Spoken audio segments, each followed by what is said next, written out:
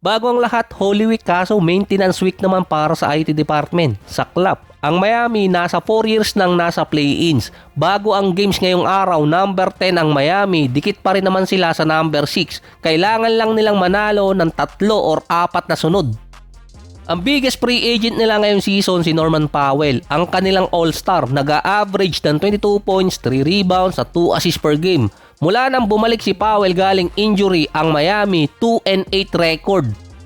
Nakatatlong straight ulit na games na hindi naglaro si Powell dahil sa injury at meron pang isang dahilan. Hesitant di umanong bumalik si Powell sa Miami pagdating ng free agency dahil hindi magiging okay na magkasama silang dalawa ni Tyler Hero. Talo ka dun boy, boy-toy kasi si Hero. Base sa report, hindi lang guaranteed contract ang habol ni Powell kundi guaranteed role sa starting unit. Bigla kasing binalik ni Coach Eric Spoelstra sa second unit si Powell dahil kay Hero. Kaya sa report, bigla di umanong nagkasakit si Powell, hindi talaga injury. Best season so far pa naman ni Powell ngayon. Magkakaroon pa ng sapat na salary cap ang Miami dahil wala na si Terry Rozier pagdating ng off-season. Si Hero naman nakaschedule na makapirma ng contract extension. Kaso nakalaro lang so far si Hero ng 30 games ngayong season na meron 21 points, 4 rebounds, 3 assists, 48 and 38. Kaya pwedeng masulot pa ng ibang team itong si Norman Powell kung hindi siya makakasecure ng guaranteed role dito sa Miami Heat.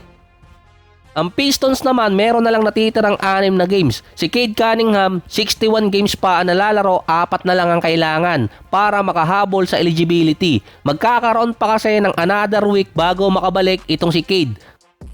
Kung at least April 10 makakabalik si Cade, 4 na games na ang dadaanan nun at 2 games na lang ang matitira. Ni-report agad na hindi pasok si Cade sa eligibility sa mga award. Merong mga non-star ang possible makakuha ng spot niya sa All-NBA team. Big time contract kasi kapalit nun. Parang kailan lang, March 19 na diagnose si Cade at nasa 2 weeks na ang nakakaraan. Ang good news naman para sa Detroit at kay Cade, 6-2 record sila nung nawala siya sa lineup. Palaban pa ang Pistons kahit wala yung kanilang star player. Kung sa NBA setup ngayon, matutuwa naman yung iba mga fans dahil nananalo ang Pistons kahit walang star player. May game ngayon ng Detroit kalaban ng Minnesota. Habang ginagawa ko to, si Anthony Edwards, base sa report, hindi na rin magiging eligible sa kahit anong award ngayong season at ito rin ang taon na pinakakonti ang nalaro niya. Naka 59 games pa lang si Edwards, sakto sana nga aabot siya kung malalaro yung lahat ng game. Kaso base nga sa report, hindi siya makakapaglaro versus Detroit dahil merong injury, kaya namintis niya ang eligibility.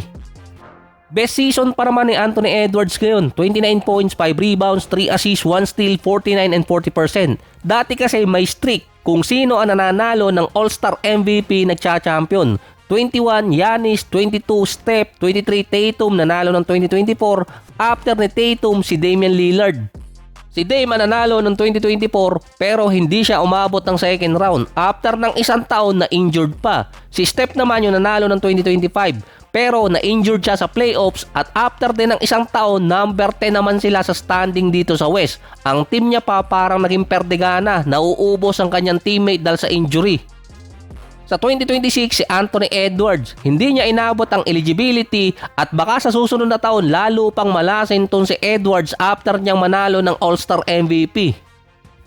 Ang Pistons malaki ang chance na maging number 1. Manalo lang sila ng 2 pang games. Ang Minnesota kailangan nilang manalo din ng nasa 2 games para masecure ang number 6 kontra sa Phoenix Suns. May injury pa sa tuhod si Anthony Edwards tapos biglang nagkasakit. Dati sabi niya basta kaya niya maglaro, lalaro siya. Ngayon hindi na ganon ang take nitong si Anthony Edwards. Mukhang tinatamaan na rin ng injuries. Ang isa pang problema sa eligibility na 65 games, in-announce na kasi ng NBA na si Jokic ang pangalawang player na mayroong triple-double season na na-meet na kasi niya ang bilang ng assist na kailangan para magkaroon ng triple-double average.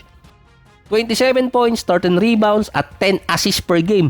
Kailangan pa ni Jokic ng 14 triple-double, siya na ang may hawak ng record sa all-time list.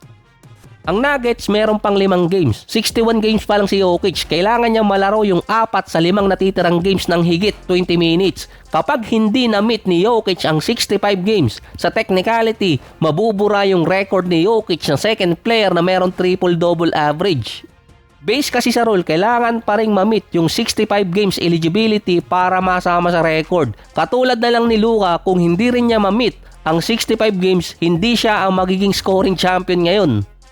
Kaya si Jokic kapag hindi niya na-meet yung 65 games, pwedeng hindi siya ilagay sa record. Kaya nga sabi sa report, bakit agad in-announce ng NBA na si Jokic ang may triple-double average? Meron pa siyang kailangang games na mahabol para mailagay talaga sa record.